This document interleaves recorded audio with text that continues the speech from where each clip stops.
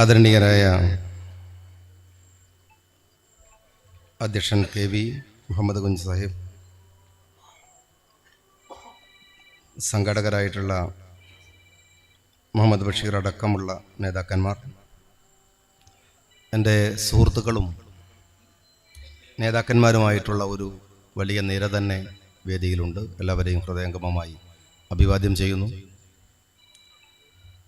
ബഹുമാന്യരായ സഹപ്രവർത്തകന്മാർ, സഹോദരിമാർ, എല്ലാവരെയും അഭിവാദ്യം ചെയ്യുന്നു. തളിപ്പറമ്പിൽ പാർട്ടിയുടെ ആസ്ഥാന മന്ദിരത്തിന് നമ്മുടെ ബഹുമാന്യനായ നേതാവ് സയ്യിദ് സാദിഖ് അലി ശിഹാബ് തങ്ങളും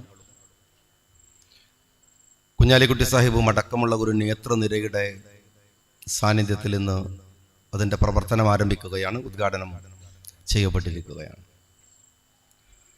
പാർട്ടിയുടെ ഏറ്റവും സമരോജ്വലമായ ആവേശകരമായ ഒരു പ്രദേശമാണ് തളിപ്പറമ്പ് എന്ന് പറയുന്നത്. ഒരു ഓഫീസ് ഇല്ലാതെ തന്നെ, അല്ലെങ്കിൽ ഇതുപോലെ ഒരു ഓഫീസ് ഇല്ലാതെ തന്നെ നിരന്തരമായി പാർട്ടി പ്രവർത്തനങ്ങൾ ചലിച്ചുകൊണ്ടിരിക്കാനുള്ള നിരവധി മെഷീനറികളുള്ള ഒരു പ്രദേശമാണ് തളിപ്പറമ്പ്. പലതരത്തിലുള്ള സാമൂഹ്യവും സാംസ്കാരികവുമായ ഇടപെടലുകളിൽ, വിദ്യാഭ്യാസ പ്രവർത്തനങ്ങളിൽ ആക്റ്റീവായിട്ടുള്ള നിരന്തരമായ ഒരു ചാലകശക്തിയായി നിൽക്കുന്ന പ്രദേശമാണ് തളിപ്പറമ്പ് മുസ്ലിം ലീഗിനെ സംബന്ധിച്ചിടത്തോളം. ഈ ഓഫീസ് വരുമ്പോൾ നിങ്ങളുടെ എല്ലാ പ്രവർത്തനങ്ങളെയും കേന്ദ്രീകരിക്കുന്ന, എല്ലാ പ്രവർത്തനങ്ങളും കുറെ കൂടെ കാലാനുസൃതമായി ശക്തമാക്കിയെടുക്കാനുള്ള ഒരു കേന്ദ്രമായി അതിനെ മാറ്റിയെടുക്കേണ്ടതുണ്ട്. ഈ നാട്ടിലെ അശരണരായ, ദുർബലരായ മനുഷ്യരുടെ ആശാകേന്ദ്രമായി ആ ഓഫീസ് മാറേണ്ടതുണ്ട്. ഇന്നലെയും കഴിഞ്ഞ നാളുകളിലുമൊക്കെ പാർട്ടിയുടെ ലീഡർഷിപ്പ് കൊടുത്തിരുന്ന ഒരു ബാധ്യതയോ ഉത്തരവാദിത്തമോ അല്ല പുതിയ കാലത്ത് പാർട്ടിയുടെ സാരഥ്യം വഹിക്കുന്നവർക്കൊന്നും ഉണ്ടാവുക. മനുഷ്യരുടെ ചിന്താഗതികൾ, കാലത്തിൻ്റെ പൊതുവികാരങ്ങൾ, സാമൂഹ്യമായ ക്രമങ്ങൾ, എല്ലാത്തിലും മാറ്റങ്ങളുണ്ട്. ആ മാറ്റങ്ങളെ ഉൾക്കൊണ്ടുകൊണ്ട് അന്നത്തെ നേതാക്കന്മാരൊക്കെ ചെയ്തിരുന്ന പോലെ അതതു കാലങ്ങളോട് സംവദിക്കുന്ന ഈ നാട്ടിലെ എല്ലാ ചെറുപ്പക്കാരെയും വിദ്യാർത്ഥികളെയും, ഈ നാട്ടിലെ സകലമാന മനുഷ്യരുടെയും, പാടുന്നവരുണ്ട്, പറയുന്നവരുണ്ട്, എഴുതുന്നവരുണ്ട്, അഭിനയശേഷിയുള്ളവരുണ്ട്, അങ്ങനെ എല്ലാ സാംസ്കാരിക മണ്ഡലങ്ങളിലും പ്രവർത്തിക്കുന്നവരൊക്കെയും ആശ്രയിക്കാൻ കഴിയുന്ന, അവർക്ക് പ്രചോദനം നൽകാൻ കഴിയുന്ന ഇടമായി നമ്മുടെ ഓഫീസ് മാറണം. രാഷ്ട്രീയത്തിന്റെ ഊഷരമായ ഒരു ഭൂമികയിൽ മാത്രം നിൽക്കുന്ന രാഷ്ട്രീയ പ്രസ്ഥാനമല്ല ലീഗ്. പഞ്ചായത്ത് തെരഞ്ഞെടുപ്പ് കഴിഞ്ഞാൽ അസംബ്ലി വരും, അസംബ്ലി കഴിഞ്ഞാൽ പാർലമെന്റ് വരും, അതിനിടയിൽ പലതരം തെരഞ്ഞെടുപ്പുകൾ വരും. ഇതിലൊക്കെ മത്സരിക്കാനും നിൽക്കാനും പറ്റുന്നവരെ പാകപ്പെടുത്തിയെടുക്കുന്ന ഒരു പൊളിറ്റിക്കൽ സിസ്റ്റം മാത്രമല്ല ലീഗിൻ്റെത്. നാട്ടിലെ മനുഷ്യരുടെ, പ്രകൃതിയുടെ, നാട്ടിലെ സകല ജീവജാലങ്ങളുടെയും, മണ്ണിന്റെയും, മനുഷ്യരുടെയും ഒക്കെ ഉത്തരവാദിത്തങ്ങൾ ഏറ്റെടുക്കാൻ കഴിയുന്ന വിധത്തിൽ സാംസ്കാരികമായ അവധാനതയുള്ള ഒരു ജനസമൂഹമായി നമ്മുടെ ആളുകളെ വളർത്തുന്ന തരത്തിൽ പുതിയ കാലത്തെ കുട്ടികൾ അഭിമുഖീകരിക്കുന്ന പ്രശ്നങ്ങൾ ഒരുപാടുണ്ട്. കുടുംബങ്ങൾ അഭിമുഖീകരിക്കുന്ന പ്രശ്നങ്ങൾ ഒരുപാടുണ്ട്. ചെറുപ്പക്കാർ അഭിമുഖീകരിക്കുന്ന പ്രശ്നങ്ങൾ ഒരുപാടുണ്ട്. ആരോഗ്യപരമായി ഒരു ജനത അഭിമുഖീകരിക്കുന്ന പ്രശ്നങ്ങളുണ്ട്. എല്ലാത്തെയും അഡ്രസ് ചെയ്യാൻ കഴിയുന്ന, വിവിധ തരങ്ങളിൽ, വിവിധ മേഖലകളിൽ അവരോടൊക്കെയും സംവദിക്കാൻ കഴിയുന്ന തരത്തിലുള്ള ഇടപെടലുകളുടെ കേന്ദ്രമായി ഈ ഓഫീസ് മാറുമ്പോഴാണ്, നിങ്ങൾ ഈ ഓഫീസ് കെട്ടിടം അതിൻ്റെ ഉദ്ഘാടനം നിർമ്മാണ സമയം മുതൽ ഇത്ര വൈകി തുടങ്ങുമ്പോഴും ഇനിയുള്ള കാലത്തിലെ ബാധ്യതകളായി നിങ്ങൾക്ക് ഏറ്റെടുക്കാനുള്ള വെല്ലുവിളി എന്ന് ഞാൻ അതിൻ്റെ നടത്തിപ്പുകാരായ സുഹൃത്തുക്കളെ മുഴുവൻ ഓർമ്മപ്പെടുത്തുകയാണ്.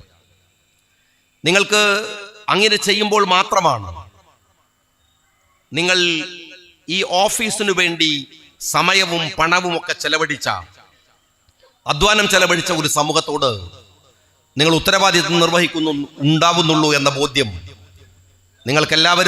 എല്ലാവർക്കും ഉണ്ടാവണമെന്ന് കൂടെ ഞാൻ നിങ്ങളെ ഓർമ്മിപ്പിക്കുകയാണ്. പുതിയ കാലത്തെക്കുറിച്ച് ബഹുമാന്യനായ തങ്ങൾ ചെറിയ സമയത്ത് പറഞ്ഞു. നമ്മൾ ഇവിടെ എത്ര സ്വച്ഛന്തമായ ഒരു സാഹചര്യത്തിലാണ് ഇപ്പോഴിവിടെ നിൽക്കുന്നത്. നേരെ മുമ്പിലെ പള്ളിയിൽ നിന്നാണ് ബാങ്കുലി കേൾക്കുന്നത്. ആളുകൾ ഇപ്പോൾ നമസ്കരിക്കാൻ വേണ്ടി പള്ളിയിലേക്ക് പോകുന്നുണ്ട്. കുറെ ആളുകൾ. ഞാൻ വരുന്ന വഴികൾ, നിങ്ങൾ തിരിച്ചു പോകുന്ന വഴികൾ, എല്ലാത്തിലും ഒരു സ്വസ്ഥതയുടെ സാന്നിധ്യമുണ്ട്. പക്ഷെ നിങ്ങൾ ഓർക്കേണ്ടത്, നമ്മളെപ്പോലെ കുറെ മനുഷ്യർ, നമ്മളെപ്പോലെ എല്ലാമുള്ള മനുഷ്യന്മാർ അഭിമുഖീകരിക്കുന്ന വിഷയങ്ങൾ നിങ്ങൾ ഓർത്തു നോക്കാറുണ്ടോ? ഒരു ചടങ്ങ് പോലും ഗസയെ ഓർക്കാതെ ഈ സമൂഹത്തിൽ കഴിഞ്ഞു പോവരുത് എന്ന് വിചാരിക്കുന്ന ഒരാളാണ് ഞാൻ. എത്രമേൽ സങ്കടകരമായാണ് ഒരു ജനത അവിടെ ജീവിക്കുന്നത്. എന്തെല്ലാം ദുരന്തങ്ങളാണ് അവർ ഓരോ ദിവസവും അഭിമുഖീകരിക്കുന്നത്. ഒക്ടോബർ 7 വരുമ്പോൾ വീണ്ടും ഒരു കൊല്ലം കൂടി കഴിയുകയാണ്. ഗസയിലെ അതിഭീകരമായ മനുഷ്യത്വ വിരുദ്ധമായ വേട്ടയുടെ ഏകദേശം 1 വർഷം. നിങ്ങൾ ഓർത്തു നോക്കണം, നിരന്തരമായ കലാപങ്ങൾ, നിരന്തരമായ കൊലപാതകങ്ങൾ. കഴിഞ്ഞ 2-3 ആഴ്ച മുമ്പാണ് ഒരു ഡോക്ടർ തന്റെ മക്കളെ വീട്ടിൽ ആക്കിയിട്ടവർ അവർക്ക് എന്തെങ്കിലുമൊക്കെ ഒരുക്കി കൊടുക്കുന്നതിന് മുമ്പ് ആശുപത്രിയിലേക്ക് പോവുകയാണ്. പോകുമ്പോൾ പറയുന്നുണ്ട്, എനിക്ക് ഒരു മണിക്കൂർ മുമ്പ് അവിടെ എത്തിയാൽ എത്ര മനുഷ്യരാണ് ഇവരുടെ ബോംബിങ്ങിലും ഇവരുടെ ഭീകരമായ ആക്രമണങ്ങളും ഏറ്റു വരുന്നത്, ഒരാളെ രക്ഷിക്കാൻ കഴിഞ്ഞെങ്കിലെന്ന്. ഏകദേശം ഉച്ചയുടെ സമയത്ത് ഓപ്പറേഷൻ തിയേറ്ററിലൊക്കെ പോയി തളർന്ന് ക്ഷീണിച്ച അവരുടെ മുമ്പിലേക്ക് വന്ന 8 മയ്യത്തുകൾ അവർ വീട്ടിലാക്കി പോന്ന അവരുടെ മക്കളായിരുന്നു. നമ്മൾ കാണുന്ന എന്തെല്ലാം സങ്കടങ്ങളുണ്ട് ഗസയുടെ മണ്ണിൽ. അവിടെ നടക്കുന്ന എന്തെല്ലാം വേദനകളുണ്ട്. കഴിഞ്ഞ ആഴ്ചയിൽ ഒരു അറ്റംപ്റ്റ് ഉണ്ടായിരുന്നു, നിങ്ങൾ കണ്ടിട്ടുണ്ടാകും. ഒരു ഡോക്ടറാണ് തുടങ്ങി വെച്ചത്. ഒരു അരമണിക്കൂർ നിങ്ങളുടെ സോഷ്യൽ മീഡിയ അല്ലെങ്കിൽ നെറ്റ്വർക്കുകൾ അല്ലെങ്കിൽ നിങ്ങളുടെ നെറ്റ് കണക്ഷൻ നിങ്ങളൊന്ന് വിച്ഛേദിക്കുക. ഒരു പ്രതിഷേധം. ഞാൻ എണ്ണമൊന്നും എടുക്കാൻ ശ്രമിക്കുന്നില്ല. നിങ്ങളിൽ എത്ര പേരാണ് ആ ആഹ്വാനത്തിന്റെ കൂടെ നിന്നത് എന്ന് നിങ്ങൾ മനസ്സാക്ഷിയോട് ചോദിക്കണം. ഒരു അരമണിക്കൂർ നിങ്ങളുടെ നെറ്റ് ഓഫ് ചെയ്തു വെക്കുക. ലോകത്തിൽ എല്ലാവരും ചെയ്യേണ്ടുന്ന ഒരു പ്രതിഷേധത്തിന്റെ ഭാഗമായി നടത്തിയ ക്യാമ്പയിനാണ്. എത്ര പേർ അറിഞ്ഞിട്ടുണ്ടാകുമെന്ന് എനിക്കറിയില്ല. പക്ഷെ നിങ്ങൾ ഓർക്കേണ്ടതുണ്ട്, ആളുകളെ നിരന്തരമായി ഒരു 40 കിലോമീറ്ററിന്റെ ചുറ്റളവിൽ മനുഷ്യരെ ഇങ്ങനെ കൊന്നുകൊണ്ടിരിക്കുമ്പോഴും ബന്ദികളെ മോചിപ്പിക്കാൻ ഇപ്പോഴും ഇസ്രായേലിന് കഴിഞ്ഞിട്ടില്ല. ഇന്ന് തീർക്കും എന്നവർ പറയുന്നുണ്ടെങ്കിലും അവരിപ്പോഴും ആ പോരാളികളുടെ മുമ്പിൽ തോറ്റുകൊണ്ടേയിരിക്കുകയും ആയുധം കൊണ്ട് ജയിച്ചുകൊണ്ടേയിരിക്കുകയും ചെയ്യുകയാണ്. ഇതേ സമയത്താണ് ലോകത്ത് ഒരു തരത്തിലും ലോകത്തിൽ ആർക്കും ന്യായീകരിക്കാൻ കെൽപ്പില്ലാത്ത വിധം ഇസ്രായേൽ എന്ന് പറയുന്ന ഭ്രാന്തമായ ഒരു രാഷ്ട്രം ഇറാന്റെ മുകളിൽ ബോംബ് വർഷിക്കുന്നത്. നമ്മളൊക്കെ അത് കണ്ടതാണ്. എന്തിനായിരുന്നു അത് എന്ന് ആർക്കും ഇപ്പോഴും മനസ്സിലായിട്ടില്ല. ഇന്നതാ വീണ്ടും വേറെ ഒരു രാജ്യത്തെ അവർ ആക്രമിച്ചിരിക്കുന്നു. ഇന്ത്യ പോലെ ഒരു രാജ്യത്തിനെടുക്കാൻ ഈ രാജ്യമെടുത്ത നിസ്സഹായമായ ഒരു നിലപാടുണ്ട്. അവിടെയാണ് ഞാൻ നിങ്ങളുടെ ശ്രദ്ധയെ കൊണ്ടുവരാൻ ശ്രമിക്കുന്നത്. ഈ രാജ്യം ഇറാനുമായി ഒരുപാട് തരത്തിൽ ബന്ധമുള്ള രാജ്യമാണ്. ഇപ്പോഴും അതില്ലെന്ന് പറയാൻ നരേന്ദ്രമോദി എന്ന് പറയുന്ന ഫാസിസ്റ്റ് ഭരണാധികാരിക്ക് കഴിയില്ല. അത്രമേൽ തന്ത്രപ്രധാനമായി ഇസ്രായേലിന്റെ നിൽപ്പുള്ളത്. ഇന്ത്യയുമായി നല്ല ബന്ധമുണ്ട്. ഇന്ത്യക്ക് പലതരത്തിലുള്ള ഇടപാടുകളുണ്ട്. എന്നിട്ടും ഇറാനുമായി ഉണ്ടായ ഒരു യുദ്ധത്തിനകത്ത് നിലപാട് സ്വീകരിക്കാൻ ഈ രാജ്യത്തിന് കഴിഞ്ഞില്ല.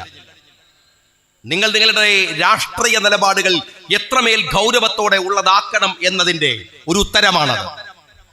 നമ്മൾ വിചാരിക്കുന്നില്ലേ, ഒരു വോട്ട് നിൽക്കുന്ന സ്ഥാനാർത്ഥിയുടെ ഗുണം, നിറം, മണം ഒക്കെ നോക്കിയിട്ട് ചുമ്മാ ചെയ്യുന്ന ഒരു വോട്ട് അങ്ങനെയല്ല ഇത്.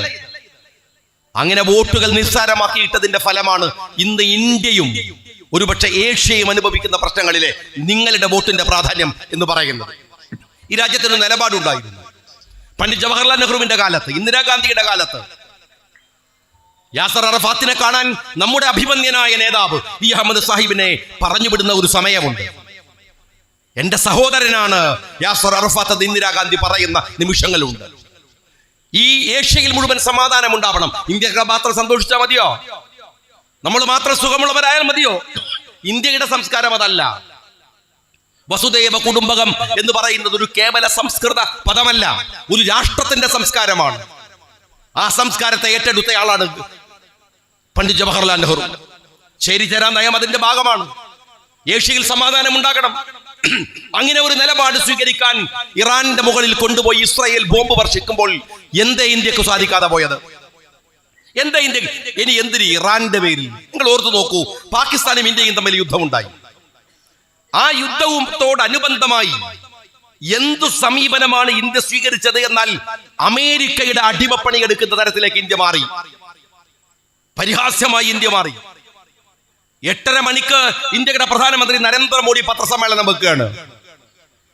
7:30 മണിക്ക് അമേരിക്കയുടെ പ്രസിഡന്റ് ട്രംപ് പത്രസമ്മേളനം നടത്തിയിട്ട് പറയുന്നു, യുദ്ധമൊക്കെ തീർന്നിട്ടുണ്ട്, ഞാൻ തീർത്തതാണ്. 8:30 മണിക്ക് പത്രസമ്മേളനം വെച്ച ഇന്ത്യയുടെ പ്രധാനമന്ത്രി പരിഹാസ്യനായി പോയി. പാകിസ്ഥാന്റെ സർവ്വസൈന്യാധിപന് വൈറ്റ് ഹൗസിൽ സ്വീകരണം, ഭക്ഷണം. ഇന്ത്യക്ക് മിണ്ടാനുള്ള കപ്പാസിറ്റി ഇല്ലാതെ പോയി. ഈ രാജ്യത്തിന് മികവുറ്റ വിദേശകാര്യമന്ത്രിമാരുണ്ടായിരുന്നു. നിങ്ങൾ ഓർത്തു നോക്കൂ, മന്ത്രി ജയശങ്കർ മനോഹരമായി 2-3 ഭാഷയിൽ സംസാരിക്കാൻ അയാൾക്കറിയാം. എത്ര ഭാഷ അറിഞ്ഞിട്ടുണ്ട്? ഓപ്പറേഷൻ സിന്ദൂർ ഉണ്ടായപ്പോൾ ഈ രാജ്യത്തിലെ MP-മാരെ വിടേണ്ടി വന്നു വിദേശത്തേക്ക്. അവരാ പോയത്. എന്താണ് യുദ്ധം എന്ന് വിശദീകരിക്കാൻ, എന്താണ് പാകിസ്ഥാൻ ചെയ്ത രാജ്യദ്രോഹമെന്ന്, അല്ലെങ്കിൽ ഈ രാജ്യത്തോട് ചെയ്ത ദ്രോഹമെന്ന് ലോകത്തോട് വിശദീകരിക്കാൻ ഇന്ത്യയുടെ വിദേശകാര്യമന്ത്രി അല്ല, മുസ്ലിം ലീഗിന്റെ അഭിമന്യനായ നേതാവ് E.T. മുഹമ്മദ് ബഷീർ സാഹിബ് അടക്കം ലോകരാജ്യങ്ങളിലേക്ക് പറഞ്ഞു വിടേണ്ടി വന്നു. ഇത്രമാത്രം പരാജയമാണ് ഒരു രാജ്യത്തിന്റെ. നിങ്ങൾക്ക് അറിയുമോ, ഇറാനിലെ യുദ്ധം നടക്കുന്ന സമയത്ത് ഇറാന്റെ വിദേശകാര്യമന്ത്രി അദ്ദേഹം നടത്തുന്ന ഒരു പത്രസമ്മേളനമുണ്ട്. ട്രോയ്ക്കയുമായി ചർച്ച നടക്കുകയാണ്. ലോകത്തിലെ നിരവധി രാഷ്ട്ര തലവന്മാരിങ്ങനെ നിൽക്കുകയാണ്. നമുക്കറിയാമല്ലോ, ഒരു അന്താരാഷ്ട്ര പ്രതിനിധി സമ്മേളനം നടക്കുമ്പോൾ, പ്രത്യേകിച്ച് ട്രോയ്ക്കയിലൊക്കെ നടക്കുമ്പോൾ അതിന്റെ ഗൗരവം സ്റ്റേജിനുണ്ടാകും, പ്രസംഗിക്കുന്നവർക്കുണ്ടാകും. ആ സമയത്താണ് ഇറാന്റെ വിദേശകാര്യമന്ത്രി അബ്ബാസ് അർഗാച്ചി സംസാരിച്ചു കൊണ്ടിരിക്കുന്നതിനിടയിൽ അദ്ദേഹത്തിന് വെള്ളം ആവശ്യം വന്നു. വെള്ളം ആവശ്യം വരുമ്പോ അവിടെയൊക്കെ അങ്ങനെ വാട്ടർ ബോട്ടിലുകൾ വെച്ചിട്ടുണ്ട്, വെള്ളമുണ്ട്. ആരോ എടുത്തിട്ട് അർഗാച്ചിയുടെ കയ്യിലേക്ക് വെള്ളം കൊടുക്കുന്നുണ്ട്. ആ സമയം ഇറാന്റെ പ്രസിഡന്റ് പിറകോട്ട് തിരിഞ്ഞു നോക്കിയിട്ട് അയാളുടെ സെക്രട്ടറിയോട് പറയുന്നുണ്ട്, നമ്മുടെ വെള്ളം കൊണ്ടുവരൂ. അയാള് ഇറാനിൽ നിന്ന് കൊണ്ടുവന്ന വെള്ളം അബ്ബാസ് അർഗാച്ചിക്ക് കൊടുക്കുന്നുണ്ട്. അയാളത് കുടിക്കുകയാണ്. സിമ്പിൾ, കാര്യമൊന്നുമില്ല. പക്ഷെ നാട്ടും പുറത്ത് നമ്മൾ പറയുന്ന അതിന്റെ ഭാഷ എന്താണെന്നറിയോ? ലോകത്തിലെ സകല രാഷ്ട്രങ്ങളോട് പറയാണ്, നിങ്ങളെയൊന്നും കുടിച്ച വെള്ളത്തിൽ പോലും വിശ്വസിക്കാൻ പറ്റൂല. ഞാൻ കുടിക്കുന്ന വെള്ളം ഇറാനിൽ നിന്ന് കൊണ്ടുവന്നത്, നോട്ട് ട്രസ്റ്റ് എന്നാണ്, വിശ്വാസമില്ല എന്ന്. ഒരു ഭരണാധികാരിക്ക് കൽപ്പുണ്ടെങ്കിൽ, ഒരു വിദേശകാര്യ മന്ത്രിക്ക് ലോകത്തോട് സംവദിക്കണമെങ്കിൽ ഭാഷ അറിയണ്ട, ബോഡി ലാംഗ്വേജ് മതി. അത്രമേൽ ഗൗരവത്തോടെ ലോകത്തിന്റെ മുമ്പിൽ നിൽക്കുന്ന അബ്ബാസ് അർഗാച്ചി, ഞാൻ പ്രിയമുള്ള സഹോദരന്മാരോട് പറയട്ടെ, നിങ്ങൾ പുതിയ തലമുറയുടെ വൈകാരികതയെ വിസ്മരിക്കരുത്. അവർ വായിക്കുന്നത്, അവരറിയുന്നത്, ലോകത്തെ കാണുന്നത്, ഇറാനിൽ കൊണ്ടുപോയി അനാവശ്യമായി ഇസ്രായേൽ ബോംബിടുമ്പോൾ ഒരു ഇന്ത്യക്കാരൻ എന്ന നിലയ്ക്ക് ഈ രാജ്യത്തിലെ സകലമാന മനുഷ്യരുടെയും ബുദ്ധിജീവികളുടെയും മതത്തിന് അതീതമായി ചിന്തിക്കുന്ന മനുഷ്യരുടെയും ചിന്താഗതികളും ധാരണകളും ഉണ്ട്. അബ്ബാസ് അർഗാച്ചി ലോകത്തിന്റെ മുമ്പിൽ നിന്ന് തനി നിലപാടുകളില്ലാത്ത നരേന്ദ്രമോദിയെ പോലെ, അതല്ലെങ്കിൽ അമേരിക്കയുടെ പ്രസിഡന്റ് ട്രംപിനെ പോലെ, കേരളത്തിലേക്ക് വരുമ്പോൾ കേരളത്തിന്റെ മുഖ്യമന്ത്രി പിണറായി വിജയനെ പോലെ, അതിലെ ഒരു റൈറ്റ് പൊളിറ്റിക്സിനെ നയിക്കുന്ന ലോകത്തിലെ ഒരു പ്രത്യേക വിഭാഗക്കാർ, അതിലെല്ലാവരും ഉണ്ട്. നിങ്ങൾ ആലോചിച്ച് നോക്കൂ, അമേരിക്കയിൽ ഇത്രമേൽ അമേരിക്കയുടെ പ്രസിഡന്റ് ട്രംപിന്റെ മുമ്പില് ഇന്ത്യയുടെ പ്രധാനമന്ത്രി നിശ്ചലമായി നിൽക്കുന്ന പശ്ചാത്തലത്തിലാണ് നിങ്ങൾ അറിയേണ്ടത് ന്യൂയോർക്ക് എന്ന് പറയുന്നത് ഇസ്രയേലുകാർ അതല്ലെങ്കിൽ ജൂതന്മാർ ലോകത്തിൽ ഏറ്റവും കൂടുതൽ പാർക്കുന്ന രണ്ടാമത്തെ നഗരമാണ്. ഇസ്രയേൽ കഴിഞ്ഞാൽ രണ്ടാമത്തെ നഗരമാണ് ന്യൂയോർക്ക്.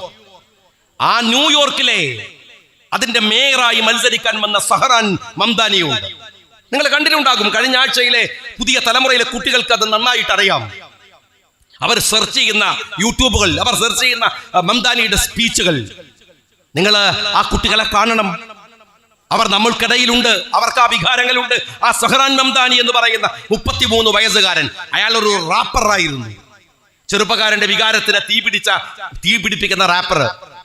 അയാൾ ഒരു രാഷ്ട്രീയക്കാരനായി. അയാൾ മത്സരിച്ചു. ലോകത്തിൽ ഏറ്റവും കൂടുതൽ ജൂതന്മാർ പാർക്കുന്ന ന്യൂയോർക്കിലെ മേയർ പദവിയിലെ ആദ്യ റൗണ്ടിൽ സഹറാൻ മംദാനി ജയിച്ചു. അയാളെ ഒരു ഇന്റർവ്യൂ ഉണ്ട്, നിങ്ങൾ യൂട്യൂബിൽ നോക്കിയാൽ നിങ്ങൾക്ക് കാണാം. പ്രമുഖ ജേർണലിസ്റ്റ് ആയിട്ടുള്ള മെഹദി ഹസനാണ് അയാളെ ഇന്റർവ്യൂ ചെയ്യുന്നത്. മെഹദി ഹസന്റെ ഒരു ചോദ്യമുണ്ട്, നിങ്ങൾ ന്യൂയോർക്കിന്റെ മേയറായാൽ, ആ മേയറായിരിക്കുന്ന സമയത്ത് നരേന്ദ്രമോദി ന്യൂയോർക്ക് സന്ദർശിക്കാൻ വന്നാൽ നിങ്ങൾ എന്തു ചെയ്യും? അയാളുമായി വേദി പങ്കിടുമോ? സഹറാൻ മംദാനിയുടെ മറുപടി ഒന്ന് നിങ്ങൾ കേൾക്കണം. ആ 33 വയസ്സുകാരനായ ഒന്നാം റൗണ്ടിൽ ജയിച്ചു കയറി മേയറായാലും പോകുന്ന മംദാനിയുടെ മറുപടി എന്താണെന്നറിയോ? നോ. എന്തെന്നാൽ ഗുജറാത്തിലെ വംശഹത്യക്ക് നേതൃത്വം കൊടുത്ത ഒരു മനുഷ്യനുമായി വേദി പങ്കിടാൻ ഞാൻ ഒരുക്കമല്ല.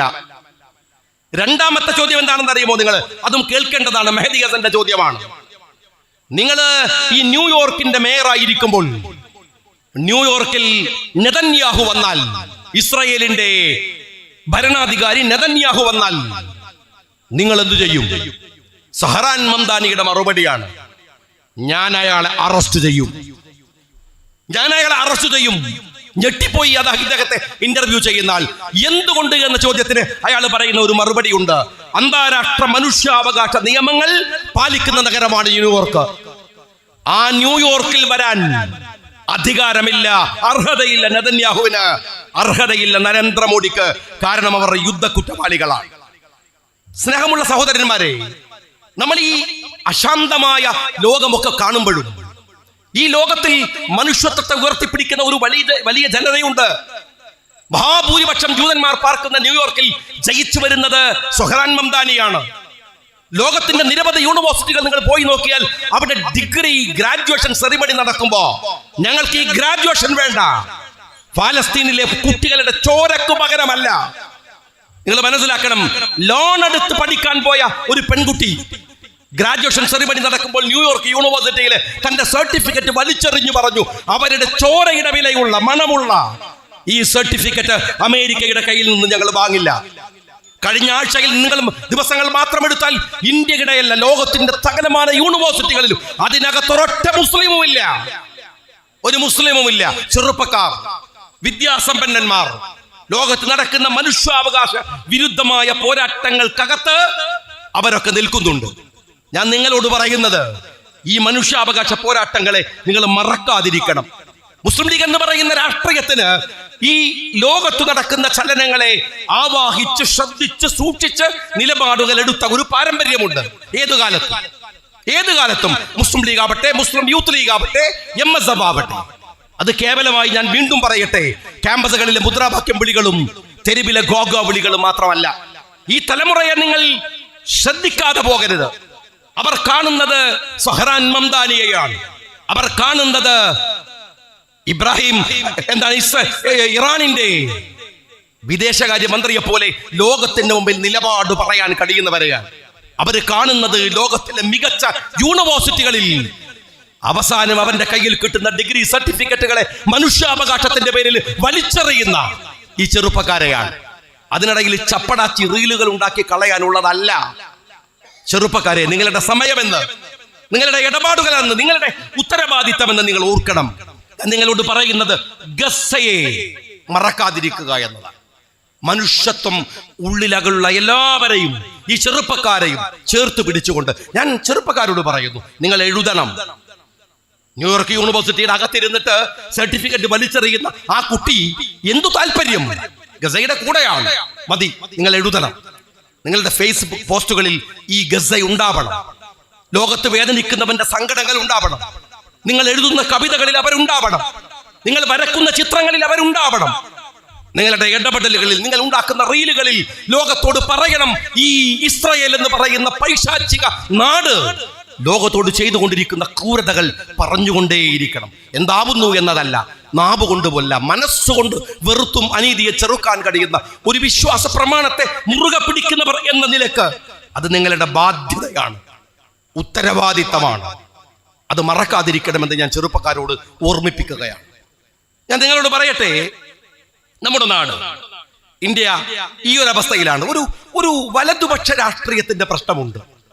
ഞാൻ പിന്നെയും പറയുന്നു, വലതുപക്ഷ രാഷ്ട്രീയം എന്ന് പറയുന്നത് മനുഷ്യത്വ വിരുദ്ധതയുടെ മാത്രമല്ല, കാഴ്ചപ്പാടുകളില്ലാത്ത, അധികാരത്തെ മാത്രം ലക്ഷ്യം വെക്കുന്ന, അധികാരം എങ്ങനെ വരണമെന്നും അതിൻ്റെ സുഖ സൗകര്യങ്ങൾ എങ്ങനെ വിനിയോഗിക്കണമെന്നും വിചാരിക്കുന്ന, അതിനുവേണ്ടി മനുഷ്യരെ കൊല്ലുന്ന, മനുഷ്യരെ തമ്മിൽ തല്ലിക്കുന്ന, അവർക്കിടയിൽ പ്രശ്നങ്ങൾ ഉണ്ടാക്കുന്ന, അവരുടെ എല്ലാ നന്മകളെയും നിരാകരിക്കുന്ന ഒരു രാഷ്ട്രീയത്തിന്റെ പേരാണ് വലതുപക്ഷ രാഷ്ട്രീയം എന്ന് പറയുന്നത്.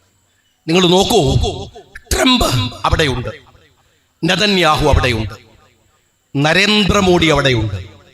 നിർഭാഗ്യവശാൽ കേരളത്തിന്റെ മുഖ്യമന്ത്രി പിണറായി വിജയനും അവിടെയുണ്ട്. പിണറായി വിജയൻ എടുക്കുന്ന രാഷ്ട്രീയ സമീപനങ്ങളെ ഒരു ചെറിയ കേരളത്തിന്റെ ക്യാൻവാസിനകത്തിരുന്ന് നിങ്ങൾ പരിശോധിച്ചാൽ ഒരുപക്ഷെ വിചാരിക്കും ഇതൊരു രാഷ്ട്രീയ സമീപനം. അങ്ങനെയുള്ള നിലപാട് അങ്ങനെയല്ല. നിങ്ങൾ ഈ അടുത്ത കാലത്ത് ഉണ്ടായ ഒരൊറ്റ സംഭവം ഞാൻ പറയാം. സ്കൂളുകളിൽ സുംബ ഡാൻസുമായി ബന്ധപ്പെട്ട ഒരു വലിയ വിവാദം ഉണ്ടായി. ഈ വിവാദങ്ങളിൽ അതിന്റെ ആകെ വിവാദങ്ങളുടെ ഒരു പോയിന്റ് കൊണ്ടുപോയിട്ടത് ഇവിടുത്തെ മുസ്ലിങ്ങളുമായി ബന്ധപ്പെട്ടാണ്. മുസ്ലിം സമൂഹത്തിനകത്തിരുന്ന് പണ്ഡിതന്മാർ അവരുടെ ഒരു ആശങ്ക, ഒരു ക്യാമ്പസിനകത്ത് നടക്കുന്ന ഈ ആശങ്ക പറയാൻ കാരണമുണ്ട്. നിങ്ങൾ നിങ്ങളുടെ ജീവിതത്തിലെ എല്ലാ അതിരുകളെയും ലംഘിച്ച് ലൈംഗികതയുടെ ജീവിതത്തിലെ നിങ്ങൾക്ക് നോ പറയുന്ന എല്ലാത്തിനോടും, മദ്യമാവാം, മദിരാക്ഷിയാവാം, എല്ലാത്തിനോടും ലിബറൽ ആവുക എന്ന് പറയുന്ന ഒരു കൾച്ചർ ക്യാമ്പസിനകത്ത് കൊണ്ടുവരാൻ ശ്രമിക്കുന്നത് ഭരിക്കുന്ന സർക്കാരിന്റെ വിദ്യാർത്ഥി സംഘടനയായ SFI ആണ്. കാസർഗോഡിലെ ഒരു പ്രിൻസിപ്പലുടെ സ്റ്റേറ്റ്മെന്റ് നിങ്ങൾ മറന്നിട്ടുണ്ടാവില്ല. ഒരു സ്ത്രീ പ്രിൻസിപ്പൽ പറഞ്ഞത്, കാസർഗോഡ് യൂണിവേഴ്സിറ്റിയിൽ നിന്നാണ്, അവർ ക്യാമ്പസിനകത്ത് നിന്നാണ് അവർ പറയുന്നത്. ഞാൻ അതിലേക്ക് കടക്കുന്നില്ല, ഒരുപാട് നിങ്ങൾ കേട്ടതാണ്. ഈ ആശങ്ക ഉണ്ടായത് കൊണ്ട് മനുഷ്യരുടെ ജീവിതത്തിൽ അതിസൂക്ഷ്മമായ അവന്റെ ജീവിത നിലവാരത്തെ വിലയിരുത്തുന്ന സമൂഹമാണ് പണ്ഡിത സമൂഹം. ചിലപ്പോഴൊക്കെ നമ്മൾ കാണുന്ന പോലെ സകല രാഷ്ട്രീയത്തിലും കയറി അഭിപ്രായം പറയുന്ന രീതിയല്ല പണ്ഡിത സമൂഹം. അവർ വലിയ സൂക്ഷ്മതയുള്ളവരാണ്. യഥാർത്ഥ വിശ്വാസികൾ, യഥാർത്ഥ പണ്ഡിത സമൂഹം. ഈ സൂക്ഷ്മതയുടെ ഒരു പ്രതലമുണ്ട്, പ്രായോഗികതയുടെ ഒരു പ്രതലവുമുണ്ട്. നിങ്ങൾ ഓർത്തു നോക്കൂ, സയ്യിദ് അബ്ദുറഹിമാൻ ബാഫഖി തങ്ങള് മുസ്ലിം ലീഗിന്റെ നേതൃത്വം വഹിക്കുന്ന ഒരു കാലമുണ്ട്. അബ്ദുറഹിമാൻ ബാഫഖി തങ്ങള് അദ്ദേഹത്തെ പറയുന്ന ഒരുപാട് വിവരണങ്ങളുണ്ട് ആ മനുഷ്യന്റെ ജീവിതത്തിൽ. മുസ്ലിം ലീഗ് ബാഫഖി തങ്ങളെ മുമ്പിൽ തോറ്റുപോയിട്ടുണ്ട്. ലീഗല്ലാത്ത ബാഫഖി തങ്ങളുടെ മുമ്പിൽ ലീഗ് തോൽക്കുകയും ബാഫഖി തങ്ങൾ ജയിക്കുകയും ചെയ്തിട്ടുണ്ട്. ജയിച്ച ബാഫഖി തങ്ങളെ തോറ്റ ലീഗ് ചേർത്ത് പിടിക്കുമ്പോഴാണ് ബാഫഖി തങ്ങൾ മുസ്ലിം ലീഗിന്റെ അധ്യക്ഷനാകുന്നത്, നേതാവാകുന്നത്. ചരിത്രമാണ്, ഞാൻ വിശദീകരിക്കാൻ നിൽക്കുകയല്ല. ആ ബാഫഖി തങ്ങൾ ഈ സമുദായത്തിന്റെ നേതൃപരമായ ഉത്തരവാദിത്തം ഏറ്റെടുക്കുന്ന സമയത്ത് എങ്ങനെയായിരുന്നു ഈ സമൂഹം ഉണ്ടായിരുന്നത്? എങ്ങനെയായിരുന്നു ഉണ്ടായിരുന്നത്? അന്ന് ഞാൻ ഈ പറയുന്ന പണ്ഡിത സമൂഹം അവര് പറഞ്ഞൊരു ആശങ്കയുണ്ട്. നിങ്ങൾ വിശുദ്ധ ഖുർആൻ അതൊന്ന് തൊടാൻ ഒരു വിശ്വാസി എടുക്കുമ്പോൾ ഒന്നുമെടുത്ത് പോലും തൊടുന്ന എത്രയോ ആ തരത്തിൽ ചിന്തിക്കുന്ന ആളുകൾ നമുക്കിടയിലുണ്ട്. ആ ഖുർആൻ ബോർഡിൽ എഴുതുമ്പോൾ അതിന്റെ ചോക്ക് പൊടി താഴേക്ക് വീണ്, ഖുർആൻ എഴുതിയ ചോക്ക് പൊടി താഴെ വീണ് അത് ചവിട്ടിപ്പോകുമോ എന്ന് ഭയന്ന ഒരു പണ്ഡിത സമൂഹം, അത് സൂക്ഷ്മതയുടെ അങ്ങേ അറ്റത്തുള്ള തഖ്വയുടെ അങ്ങേ അറ്റത്തുള്ള അവരുടെ ചിന്തയായിരുന്നു. സയ്യിദ് അബ്ദുറഹിമാൻ ബാഫഖി തങ്ങൾ ആ ചിന്തയെ വെല്ലുവിളിക്കാൻ പോയില്ല, അത് ഏറ്റെടുക്കുകയാണ്. ആ സൂക്ഷ്മതയുടെ മുമ്പിൽ ഒരു സമൂഹത്തിന് വളരണ്ടേ, മുന്നോട്ട് പോകണ്ടേ, അവരെ പ്രായോഗികതയുടെ ഒരു ചിന്താഗതി കൂടി ചേർത്ത് വെച്ച് ആ പണ്ഡിത സമൂഹത്തെ ചേർത്തു പിടിച്ച് മുന്നോട്ട് പോയ പ്രയാണമാണ് കേരളത്തിൽ കാണുന്ന ഈ ഉമ്മത്തിന്റെ വളർച്ച എന്ന് പറയുന്നത്. സൂക്ഷ്മത പറയേണ്ടത് പണ്ഡിതന്മാരാണ്, സൂക്ഷ്മത കാണിക്കുന്നതും അവരാണ്. അവിടെ പ്രായോഗികതയുടെ ഒരു വശമുണ്ട്. സുംബ ഡാൻസ് വരുമ്പോ ആ സൂക്ഷ്മതയുടെ ഭാഗമായി അവരൊരു അഭിപ്രായം പറഞ്ഞു. ആ അഭിപ്രായത്തിന്റെ മുകളിൽ കയറിയിട്ട് എന്തിനാണ് ഒരു മതസമൂഹത്തെ മുഴുവൻ ഈ രാജ്യത്തിലെ സോഷ്യൽ മീഡിയകളിൽ മറ്റിടങ്ങളിൽ ആക്ഷേപിക്കാൻ ഒരു ഗവൺമെന്റ് മുമ്പോട്ട് വന്നത്? എന്താണ് അതിനർത്ഥം? അഭിപ്രായം ഈ മുസ്ലിങ്ങൾ പറയുമ്പോൾ മാത്രം കുഴപ്പമുണ്ടാകുന്ന രീതി എന്താണ്? അതിനെല്ലാവരും മറുപടി പറയണം. സകല മുസ്ലിം ബുദ്ധിജീവികൾ ഇറങ്ങിയിട്ട് ഞങ്ങൾ പറഞ്ഞില്ല, കാരണം അവന് തെളിയിച്ചേ മതിയാവൂ, കാരണം അവൻ പറയണേ ഞാൻ അതിന്റെ കൂടെ ഇല്ല, തെളിയിച്ചോളണം. എല്ലാ ബുദ്ധിജീവികളും വരണം, എല്ലാവരും ചാനലിന്റെ മുമ്പിൽ വന്ന് ഞാൻ അഭിപ്രായത്തിന്റെ കൂടെ അല്ല എന്ന്. ഈ ബാധ്യത മുസ്ലിങ്ങൾക്ക് മാത്രമാണോ? മുസ്ലിങ്ങൾക്ക് മാത്രമാണോ? ഏതെങ്കിലും ഒരു മുസ്ലിം എന്തെങ്കിലും പറഞ്ഞാൽ, ഏതെങ്കിലും ഒരു മതസംഘടന ഏതെങ്കിലും പറഞ്ഞാൽ സകലമാന മുസ്ലിങ്ങളും അവരുടെ രാജ്യസ്നേഹവും നിലപാടും വ്യക്തമാക്കണമെന്നത് മുസ്ലിങ്ങൾക്ക് മാത്രം ബാധകമായ രാഷ്ട്രീയമാണോ? ആണോ?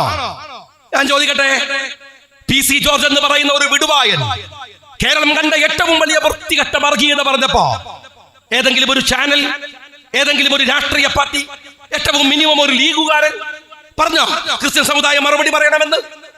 അയാളുടെ മകനുണ്ടല്ലോ രാഷ്ട്രീയക്കാരൻ, ആ മകൻ പറയണമെന്നെങ്കിലും പറഞ്ഞോ? അതില്ല. PC ജോർജ് പറഞ്ഞാൽ PC ജോർജിന്റെ മാത്രം ഉത്തരവാദിത്തം. വെള്ളാപ്പള്ളി പറഞ്ഞാൽ ആരെങ്കിലും പറഞ്ഞോ? ഞാൻ സംസാരിച്ചിട്ടുണ്ട് ആ വിഷയത്തില്. ഞാൻ പറഞ്ഞോ ഈഴവ സമുദായം മറുപടി പറയണമെന്ന്, SNDP പറയണമെന്ന്? എന്നിട്ടല്ലേ ഹിന്ദു സമൂഹം പറഞ്ഞില്ലല്ലോ.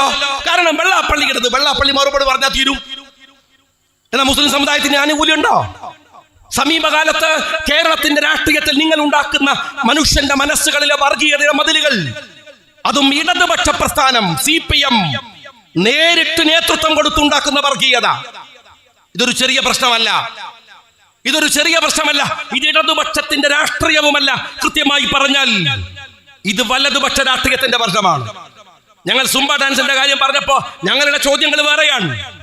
എന്നോട് പത്രക്കാരെ ചോദിച്ചു, ഞാൻ പറഞ്ഞു ഏത് സുംബ ഡാൻസ് ആണെന്ന് എനിക്കൊരു വ്യക്തത കിട്ടിയില്ല. ഞാൻ നിലവിലുള്ള വിദ്യാഭ്യാസ മന്ത്രിയുടെ സുംബ ഡാൻസ് നിയമസഭയിൽ വെച്ച് കണ്ടതാണ്. അദ്ദേഹം മനോഹരമായ ഒരു സുംബ ഡാൻസ് നടത്തിയിരുന്നു. ഞാൻ പക്ഷേ താഴെയായിരുന്നു, അതുകൊണ്ട് മുകളിലേക്ക് നോക്കിയപ്പോൾ കണ്ടത് എനിക്കിവിടെ പറയാൻ പറ്റുന്നതല്ല. ഞങ്ങളുടെ തലയുടെ മുകളിലൂടെ നടന്ന ശിവൻകുട്ടിയുടെ സുംബ ഡാൻസ് ഞാൻ കണ്ടതാണ്. ഇതാണോ നിങ്ങൾ കളിക്കാൻ പോണ സുംബ ഡാൻസ് എന്ന് തമാശ ഞാൻ ചോദിച്ചു. പക്ഷെ എന്റെ ചോദ്യം അതായിരുന്നില്ല. എന്റെ ചോദ്യം, ഞാൻ ചോദിച്ചത് അക്കാഡമിക നിലവാരം കേരളത്തിൻ്റെത് എന്താണ്? കേരളത്തിലെ ഒരൊറ്റ യൂണിവേഴ്സിറ്റിയിൽ വൈസ് ചാൻസലർമാരില്ല. വിദ്യാഭ്യാസ മന്ത്രിക്ക് ആശങ്ക ഉണ്ടോ? അതില്ല. അത് സുംബ ഡാൻസ് വന്നാൽ പരിഹരിക്കും. കേരളത്തിലെ കോഴ്സുകൾ, സിലബസ് പരിഷ്കരണം. എന്റെ സഖാവേ, നമ്മുടെ കുട്ടികൾ +2 പഠിക്കുന്ന കമ്പ്യൂട്ടർ സയൻസ് സിലബസ് പരിഷ്കരിച്ചിട്ട് എത്ര കാലമായി എന്നറിയോ? ലോകത്തെവിടെ മെനഞ്ഞാണ് ചന്ദ്രൻ എന്ന് ഒരാൾ ഇന്ത്യയിലേക്ക് വന്നത് ഇല്ലേ? ഇപ്പോഴും നമ്മളെ കുട്ടികൾ പഠിക്കുന്ന കമ്പ്യൂട്ടർ സയൻസിലെ സിലബസ് എന്താണെന്നറിയോ നിങ്ങള്? +2 2020 4G വരുന്നാണ്.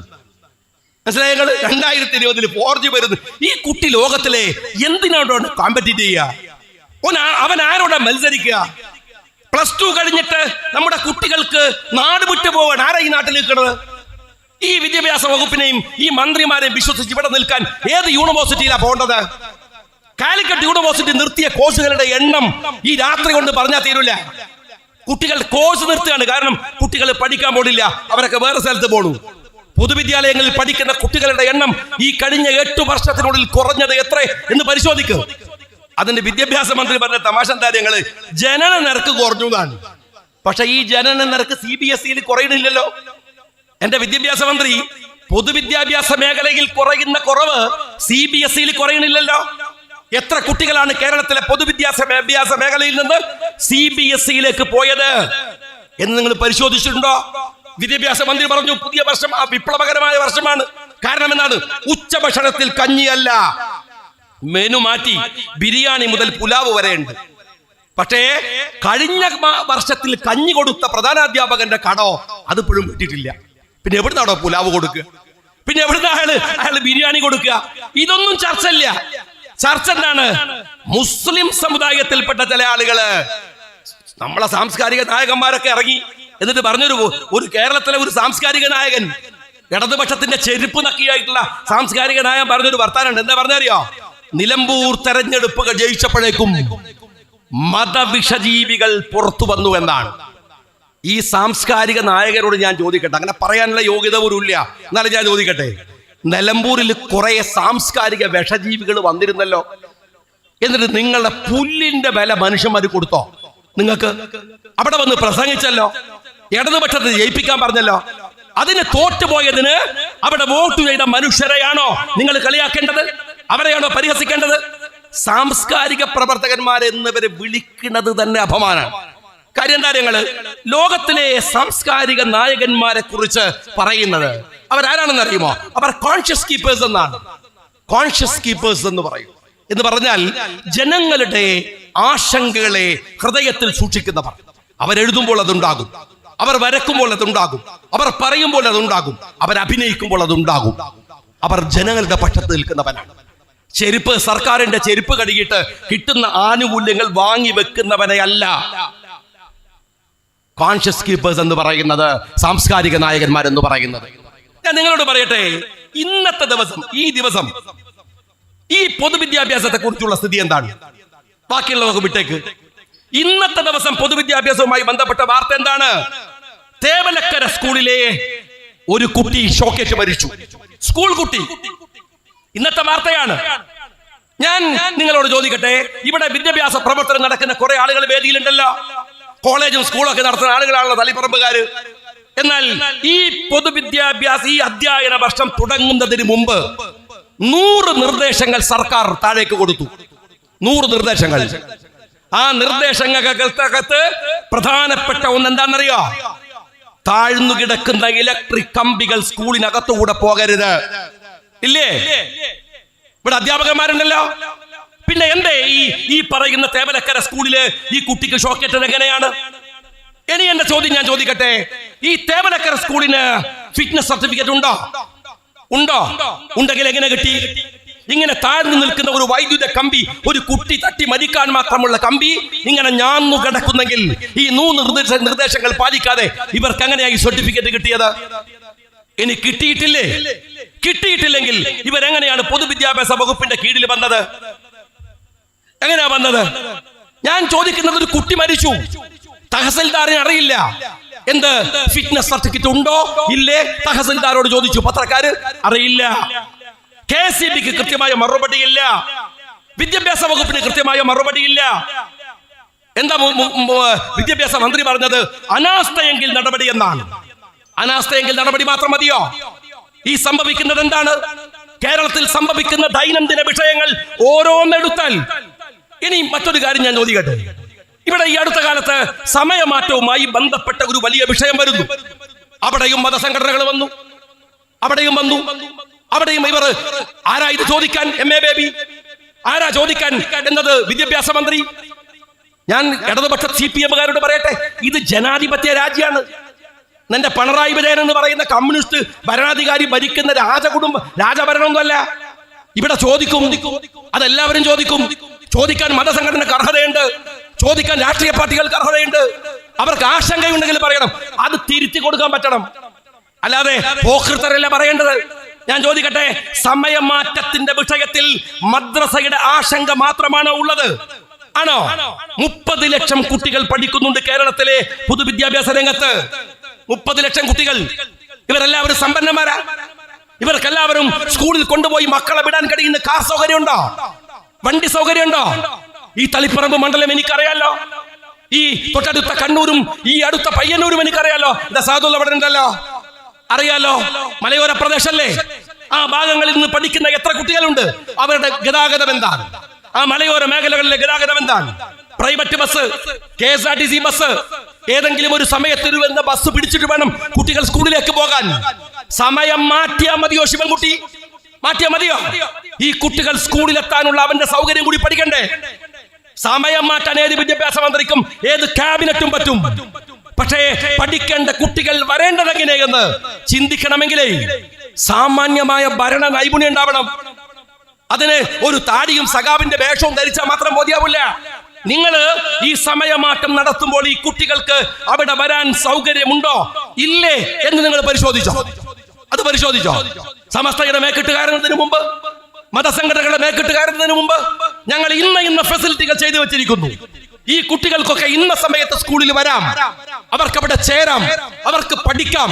ഇതാ KSRTC ബസ് നേരത്തെയാക്കി, പ്രൈവറ്റ് ബസ് നേരത്തെ എടുക്കണമെന്ന നിർദ്ദേശം കൊടുത്തു. നടന്നു വരുന്ന കുട്ടികൾ കുറച്ച് നേരത്തെ പുറപ്പെട്ടാൽ മതി. നിങ്ങൾ പറഞ്ഞോ? ഇത് പറയാതെ നിങ്ങൾ ഇങ്ങനെ അനന്തപുരിയിൽ ഇരുന്നിട്ട് തീരുമാനം എടുത്താൽ മതിയോ? ഈ സൗകര്യങ്ങൾ ജനങ്ങളിൽ എത്തിക്കാനുള്ള ബാധ്യത നിങ്ങൾക്കില്ലേ? ഇന്നത്തെ ഒരു വലിയ വാർത്തയുണ്ട്. എന്താണ്? ക്രീം പ്രവേശന പരീക്ഷ എഴുതിയ കുട്ടികൾ. നിങ്ങൾ പരിശോധിച്ച് നോക്ക്, എന്താ ഉണ്ടായത്? CBSE കുട്ടികൾ രക്ഷപ്പെട്ടു പോവാണ്. കേരളത്തിലെ പൊതുവിദ്യാഭ്യാസ മേഖലയിൽ പഠിച്ച ഈ കുട്ടികൾ എന്താ കോടതി പറഞ്ഞെന്നറിയോ? മാർക്ക് ഏകീകരണം നിയമവിരുദ്ധമാണ്. നിങ്ങളുടെ ഈ പ്രോസസ് മുഴുവൻ നിയമവിരുദ്ധമാണ്. അതുകൊണ്ട് ഈ കുട്ടികളെ അവരുടെ ഉന്നത പഠനത്തിലേക്കുള്ള വഴികൾ അംഗീകരിച്ചു കൊടുക്കാനാവില്ല. സുപ്രീം കോടതിയുടെ ഒരു ചോദ്യമുണ്ട്, അവസാന നിമിഷം നിങ്ങൾ എന്തിനാ ഇത് മാറ്റിയത്? മറുപടി പറയണ്ടേ വിദ്യാഭ്യാസ മന്ത്രി? എത്ര കുട്ടികളാ തെരുവാധാരമായി പോകുന്നത്? എന്തുകൊണ്ടാണ് നിങ്ങൾ അപ്പീൽ പോവാത്തത് എന്ന് ചോദിക്കുന്നു. അപ്പീലിൽ പോകണമെങ്കിൽ ന്യായം വേണം.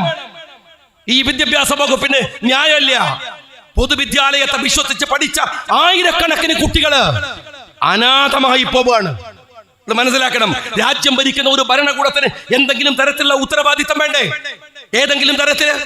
ഇന്നലെ ഞാൻ ഇവിടെ വന്നപ്പോഴും ഇന്നലെ എല്ലാവരും പറഞ്ഞൊരു കാര്യമുണ്ട്. നിങ്ങൾ ഒരു ഗവൺമെന്റിന്റെ സമീപനങ്ങളെയാണ് ഞാൻ വിലയിരുത്തി പറയുന്നത്. നിങ്ങൾ നോക്കി, ഇന്ന് ഞാൻ ഇവിടുന്ന് സുബൈറിനെയും മഹമ്മൂദിനൊക്കെ വിളിച്ച് ഞാൻ ചോദിച്ചു, ഈ മഴയത്ത് എങ്ങനെ പരിപാടി നടത്താൻ? എന്തായിരുന്നു ഇന്നലത്തെ മഴ? ഇന്നലെ രാത്രിയിലൊക്കെ എഴുന്നേറ്റ് പോയപ്പോ ഉറങ്ങാൻ കണ്ണടയുന്നില്ല, ഭയമാണ്. അത്ര ആരവത്തോടെയുള്ള മഴ. ഞാൻ വയനാട്ടുകാരനാണ്. ഞാൻ അവിടെ രാത്രി ഉറങ്ങുന്നതിന്റെ കുറച്ച് മുമ്പാണ് മേപ്പാടിയിൽ മുസ്ലിം ലീഗിന്റെ സെക്രട്ടറി കൂടിയായ വൈസ് പ്രസിഡന്റ് കൂടിയായ യഹ്യാഖാനെ വിളിച്ച് ചോദിക്കുന്നത്, എന്താ സ്ഥിതി? അവരൊക്കെ ചൂരൽമലയുടെ പരിസരത്ത് താമസിക്കുന്നവരാണ്. ഒരു മഹാദുരന്തം കണ്ടതല്ലേ നമ്മള്? ഞാനൊരു വയനാട്ടുകാരൻ കൂടിയാണ്. എനിക്ക് ആശങ്കയുണ്ടായി. രാത്രിയിൽ കണ്ണ് അടഞ്ഞു വരുന്നില്ല, അത്രമേൽ ഭയാനകമായ ഹുങ്കാരത്തോടു കൂടിയുള്ള മഴ. ഞാൻ നിങ്ങളോട് ചോദിക്കുന്നത്, ഈ കഴിഞ്ഞ പ്രളയം വന്നപ്പോ നമ്മുടെ മുഖ്യമന്ത്രി നെതർലാൻഡിൽ പോയി. അവനെ വേഗം പോയിക്കോളല്ലോ. നെതർലാൻഡിൽ പോയിട്ട് പറഞ്ഞത് അവിടുത്തെ വാട്ടർ മാനേജ്മെന്റ് പഠിക്കാനാണ്. അവിടുത്തെ പ്രളയം വന്നപ്പോ പോയത് അവരുടെ വാട്ടർ മാനേജ്മെന്റ് പഠിക്കാനാണ് 2019. ഇപ്പോ അത് 2025 പകുതിയായി. നിങ്ങൾ എന്ത് മാനേജ്മെന്റാ പഠിച്ചത്? നിങ്ങൾ എന്ത് സിസ്റ്റം അവിടെ കൊണ്ടുവന്നത്? ഈ മുഖ്യമന്ത്രിയോട് ഞാൻ ചോദിക്കട്ടെ, തിരുവനന്തപുരത്തെ corporation, Kozhikode corporation, Kochi corporation, ഈ കോർപ്പറേഷന്റെ നഗരമധ്യത്തില് 1 മണിക്കൂർ മഴ പെയ്താൽ ഒരു വണ്ടി പോവില്ല. വഴി മുഴുവൻ അടഞ്ഞ് വെള്ളമാണ്. വണ്ടികൾക്ക് യാത്ര ചെയ്യാൻ വഴിയ പുഴ പോലെയാവും റോഡുകൾ. നിങ്ങൾ എന്ത് കോപ്പിലെ വാട്ടർ മാനേജ്മെന്റ് പഠിക്കാനാണ് നെതർലാൻഡിൽ പോയത്? 9 കൊല്ലം ഭരണം കിട്ടിയിട്ട് ഒരു പ്രീ മൺസൂൺ വർക്ക് എന്താ നിങ്ങൾ ഈ നാട്ടിൽ നടത്തിയത്? എന്താ നിങ്ങൾ ചെയ്തത്?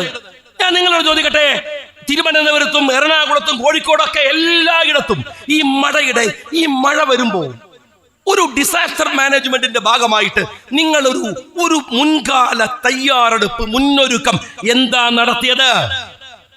ഒരു കാര്യം കൂടെ ഞാൻ ചോദിക്കട്ടെ, ദുരന്ത നിവാരണം വരുന്നിടത്ത് നിങ്ങൾ വെറും പ്രവചിച്ചാൽ മതിയോ? നാളെ റെഡ് അലർട്ട്, മറ്റന്നാള് യെല്ലോ അലർട്ട്, ഇത് മതിയോ? ഈ ആളുകളെ ഇന്നലെയൊക്കെ പലരും പലയിടത്തു നിന്നും വലിയ ദുരന്തങ്ങൾ ഉണ്ടായിടത്ത് നിന്ന് വിളിച്ചിട്ട് ചോദിക്കുകയാണ്, ഭയമാവുകയാണ്. വില്ലേജ് ഓഫീസിൽ വിളിച്ചിട്ട് രാത്രി 12 മണിക്ക് 1 മണിക്കൊക്കെ ആളുകൾ കിട്ടുന്ന നമ്പറിൽ വിളിക്കുകയാണ്. എന്താ ചെയ്യേണ്ടത് ചോദിക്കുകയാണ്. കിട്ടാതിരിക്കുമ്പോൾ നമ്മെ പോലെയുള്ള സാമൂഹ്യ പ്രവർത്തകരാണ് ആശ്രയം, വിളിക്കും. എന്താ ചെയ്യാ? എവിടേക്കാ മാറി താമസിക്കുക? എങ്ങോട്ടാ പോവുക? എവിടെയെങ്കിലും ഞാൻ ചോദിക്കട്ടെ, ഒരു മഹാപ്രളയം കഴിഞ്ഞ് ദിവസങ്ങൾ കഴിഞ്ഞാൽ 1 വർഷം തികയാണ് കേരളത്തിന്റെ മുഖ്യമന്ത്രി. അറിയോ നിങ്ങൾ ലീഗ് ഉണ്ടാക്കുന്ന പദ്ധതിയുടെ പിറകെ കുറ്റാന്വേഷകരെ വിടുന്നതിന് മുമ്പ് നിങ്ങൾ ഒരു പ്രളയം വരുമ്പോ ഈ നാട് എങ്ങനെയാണ് ഒരു ഡിസാസ്റ്റർ മാനേജ്മെന്റ് ചെയ്യേണ്ടത് എന്ന ഒരു മോഡലെങ്കിലും നിങ്ങൾക്ക് കാണിച്ചു കൊടുക്കാൻ പറ്റുമോ? അതിന് മുഖ്യമന്ത്രി എവിടെ? അയാൾ അമേരിക്കയിലാണ്. കേരളത്തിന്റെ ആരോഗ്യരംഗം മികച്ചതായതുകൊണ്ട് ന്യൂയോർക്കിൽ നിന്ന് വന്ന ഒരു കുട്ടി ചോദിക്കുകയാണ്, എന്തൊരു അത്ഭുതമാണ് ഈ നാട്. ആ കുട്ടിനെ കാണാൻ പോയതാ. ആ കുട്ടിയെ കാണാൻ ന്യൂയോർക്കിൽ നിന്ന് വന്ന കുട്ടി ചോദിച്ചത്രേ, എന്തൊരു മാറ്റമാണ് ഈ നാട്ടിലെ ആ ന്യൂയോർക്കിൽ പോയി ആ അമേരിക്കയിൽ ചികിത്സിക്ക പനി വന്നാൽ ഓടുകയാണ് അങ്ങോട്ട്. ഇയാൾ പോകുമ്പോ ഇവിടെ ഒരു സിസ്റ്റം ഇല്ലേ മുഖ്യമന്ത്രി? ആരെങ്കിലും ഒക്കെ ഈ ഭരണം ഏൽപ്പിക്കണ്ടേ? കൊള്ളാവുന്ന ഒരുത്തനും ഇല്ല. നിങ്ങൾ അതിനെ പറ്റിയൊക്കെ വെട്ടിയിട്ടുണ്ട്, ശരിയാണ്. എന്നാൽ ഒരു ഫയൽ നീങ്ങാൻ, ഒരു ദുരന്തം കഴിഞ്ഞതല്ലേ, പെരും മഴ വരല്ലേ, ആ ഡിസാസ്റ്റർ മാനേജ്മെന്റിന് ഒരു സംവിധാനം ഉണ്ടാക്കി വെച്ചിട്ട് വേണ്ടേ ഇയാള് പോകാൻ? മരുമോൻ ഏൽപ്പിച്ചാൽ മറ്റൊരു സമ്മതിക്കൂല, മറ്റൊരു ഏൽപ്പിച്ചാൽ മരുമോൻ സമ്മതിക്കൂല, മോള് തീരെ സമ്മതിക്കൂല, മോള് സമ്മതിച്ചാലും പേരക്കുട്ടി സമ്മതിക്കൂല. പിന്നെ എങ്ങനെയാ പടതായി വിജയ ഈ നാട്ടിലെ ഭരണം നടക്കുക? എങ്ങനെ നടക്കുക? ഇവിടെ ഈ ദുരന്ത നിവാരണ കാലത്ത് ഇനി ആരോഗ്യ മേഖല ഞാൻ പറഞ്ഞല്ലോ, നിങ്ങൾ ആലോചിച്ച് നോക്ക്. ഇന്നലെ കോട്ടയത്ത് വീണ്ടും മെഡിക്കൽ കോളേജിൽ പൈപ്പ് പൊട്ടിയിട്ട് സർജിക്കൽ റൂമിൽ വെള്ളം കയറി. ഇന്നലെ കഴിഞ്ഞ ആഴ്ചയിലാണ് അതിന്റെ ബിൽഡിംഗ് തകർന്ന ഒരാൾ മരിച്ചിട്ട് പത്രക്കാർ വരുമ്പോഴത്തേക്ക് ബോധം കെട്ട പോലെ ആരോഗ്യമന്ത്രി ആശുപത്രിയിലായത്. എൻ്റെ ആരോഗ്യമന്ത്രി ഏറ്റവും മിനിമം നമ്മളൊക്കെ അത് ചെയ്യില്ലേ? ഇപ്പൊ ഞാൻ പറയാ, നമ്മൾ ഇവിടുത്തെ ഒരു ചെറിയ കോൺട്രാക്ടർ എന്തെങ്കിലും ഒരു കുത്ത് വീണു പോയാൽ പിന്നെ ആ മഴ കഴിയുന്നവരെ അയാൾ ഇങ്ങനെ ശ്രദ്ധിക്കൂല. അവിടെ നോക്കണം, ഇവിടെ നോക്കണം, ഒരു ജാഗ്രത ഉണ്ടാവൂലേ? ഇതേ കോട്ടയത്തല്ലേ ഒരു ബിൽഡിംഗ് തകർന്ന് ആള് മരിച്ചു പോയത്? അതിന്റെ സർജിക്കൽ വാർഡിലേക്ക് വെള്ളം കയറിയിട്ട് ഇന്നലെ എല്ലാ പ്രവർത്തനവും മുടങ്ങി. അവിടെ ഒരാളെ വെച്ചോ നിങ്ങൾ? എന്താ സംഭവിക്കുന്നത് നോക്കിയാ. കോഴിക്കോട് മെഡിക്കൽ കോളേജ് ഏറ്റവും ആത്യന്തികമായ സൗകര്യങ്ങളോട് കൂടി നിങ്ങൾ പുതിയ ഓഫീസ് സ്റ്റാർട്ട് ചെയ്തു, സംവിധാനം വന്നു. അവിടെ ഭീകരമായ തീ വന്നു. എന്നുവെച്ചാൽ ഏതോ ലോക്കൽ ജഗാനെ പിടിച്ചിട്ട് അതിന്റെ വൈദ്യുതി ഏർപ്പാട് നടത്തി. എന്നാൽ അത് പരിഹരിക്കാൻ എത്ര ദിവസം വേണം? ഇപ്പോഴും തുറന്നിട്ടില്ല. കോഴിക്കോട് മെഡിക്കൽ കോളേജ് അങ്ങനെ, തിരുവനന്തപുരം മെഡിക്കൽ കോളേജ് അങ്ങനെ, കോട്ടയം മെഡിക്കൽ കോളേജ് അങ്ങനെ. ആരോഗ്യ രംഗത്ത് ഞാൻ അന്ന് പറഞ്ഞു, കേരളത്തിലെ ആരോഗ്യമന്ത്രിയെ കുറിച്ച് ചുക്കും ചുണ്ണാമ്പും അറിയില്ല എന്ന് പറഞ്ഞു. അതിന് ഞാനൊരു സാധനം എന്ന് പറഞ്ഞു കളഞ്ഞു. ഞാൻ പറഞ്ഞു, നമ്മുടെ നാട്ടുമ്പുറത്ത് ഇതെന്തൊരു സാധനമാണ് എന്നൊക്കെ നമ്മൾ ചോദിക്കൂലേ? ആ വർത്താനം പറഞ്ഞാണ്. അതിൽ ഗോവിന്ദ മാഷു കേസ് എടുത്തോളൂ. എടുത്ത കേസ് ഇടണോ? എടുത്ത കേസ് എവിടെയാ? ആ കേസ് എവിടെയാ? എടുത്തോ? അത് പലപ്പോഴും ഗോവിന്ദ മാഷ് അനങ്ങിയാ പറയും കേസ് എടുത്തോളൂ, കേസ് എടുത്തോളെന്ന് പറഞ്ഞാൽ നമ്മളൊന്ന് ബേജാറാവുകയാണ്. ഇപ്പൊ എന്റെ കേസൊക്കെ തീർന്നതിന്റെ വിഷമത്തിൽ നിൽക്കുകയാണ് ഞാൻ. ഒരു കേസ് നിങ്ങൾ ഉണ്ടാക്കിക്കോളി, കേസ് ഉണ്ടാക്കങ്ങള്. ഞാൻ ചോദിക്കണം, ആ കേസ് എവിടെ ഗോവിന്ദ മാഷെ? ഞാൻ പറഞ്ഞ ചുക്കും ചുണ്ണാമ്പും തിരിയുന്നതല്ല, അതിന്റെ അപ്പുറത്ത് എന്തെങ്കിലും ഉണ്ടോ? അതുകൂടി തിരിയാത്ത ഒരു മന്ത്രിയാണ് കേരളത്തിലെ ആരോഗ്യമന്ത്രി. ഇടക്കിടക്ക് മുഖ്യമന്ത്രിനെ ഈ കപ്പൽ തകരില്ല സാർ, ഇതാണ് ഈ കപ്പൽ തകരില്ല, ഇടക്കിടക്ക് ഇങ്ങനെ കയറ്റി കൊടുക്കും. ചാനലിൽ പണിയെടുത്തതല്ലാതെ നാട്ടിൽ അധ്വാനിച്ച് പണിയെടുക്കുന്ന ഒരു സഖാവിന് ഉള്ള രാഷ്ട്രീയ ബോധമോ ജനബന്ധമോ ഇല്ല. മുഖ്യമന്ത്രി പിടുവിനെ മണിയടിച്ച് ശീലമല്ലാത്ത ഒരു ശീലവും ഇല്ലാത്ത ഒരാളെ പിടിച്ച് ആരോഗ്യ വകുപ്പ് ഏൽപ്പിച്ച് എന്തൊക്കെ പറഞ്ഞാലും കഴിഞ്ഞ ആരോഗ്യമന്ത്രിയുടെ സ്ഥിതി എന്തായിരുന്നു? അവരാണ് കഴിഞ്ഞ ഗവൺമെന്റിൽ ഇത്തിരിയെങ്കിലും പെർഫോം ചെയ്ത്. ഒരു വലിയ സംഭവമായിട്ടല്ല, ബാക്കിയുള്ളവർക്ക് അതിനേക്കാൾ മോശമായിരുന്നു എന്നതുകൊണ്ട് അവർ കുറച്ച് പെർഫോം ചെയ്തു. ശൈലജ ടീച്ചർ ആ ഒറ്റ കാരണത്തിലല്ല അവരെ മാറ്റിയത്. എന്നിട്ടല്ല ഈ മണിയടി വീരത്തിയെ കൊണ്ടുവന്ന് നിങ്ങൾ ആരോഗ്യമന്ത്രിയാക്കിയത്. എന്നിട്ട് ഇപ്പൊ എന്താ സ്ഥിതി? സർജിക്കൽ വാർഡിൽ വെള്ളം കയറുമ്പോൾ ബോധം കെട്ടാൽ പ്രശ്നം തീരുവോ?